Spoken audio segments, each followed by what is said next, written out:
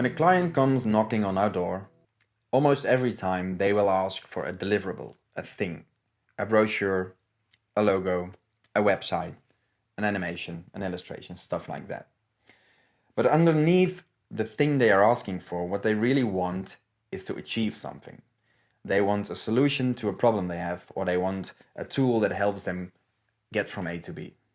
So everything we create serves a purpose. Before we start any creative work, we need to find out what the purpose of the thing that we're making is. So it can be difficult to understand what I actually mean by purpose. I'll try to talk about what I don't mean by it. Many people confuse a purpose by just saying what should be done. For instance, a client might ask us, and this is an oversimplification, but they might say we need the new logo to be more colorful than the current one.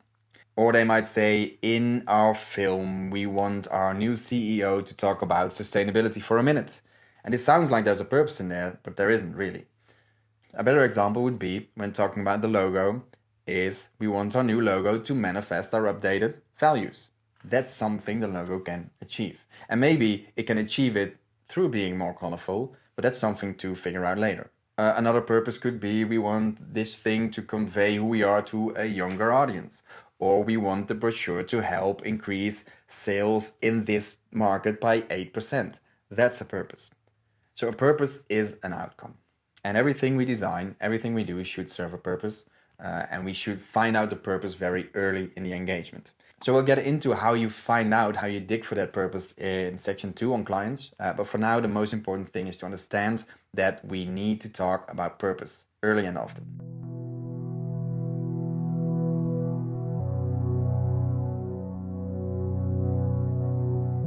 What happens if we don't talk about purpose is that our work becomes a thing, a commodity.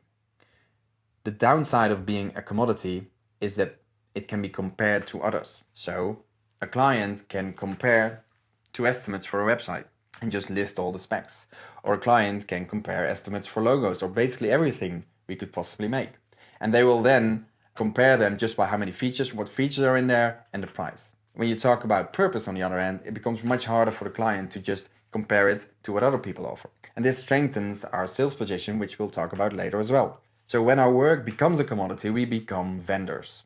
We're just suppliers of stuff, and it's not about our ideas anymore. It's not about the problem we're solving. It's just about the thing we're selling. So we don't want to commoditize our work.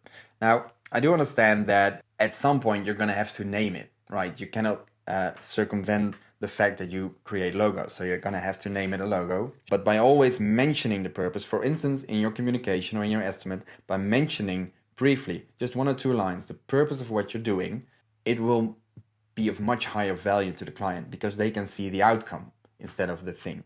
So we'll get into that later, like I said, in part 2 clients, where we talk about diagnosis, stuff like that.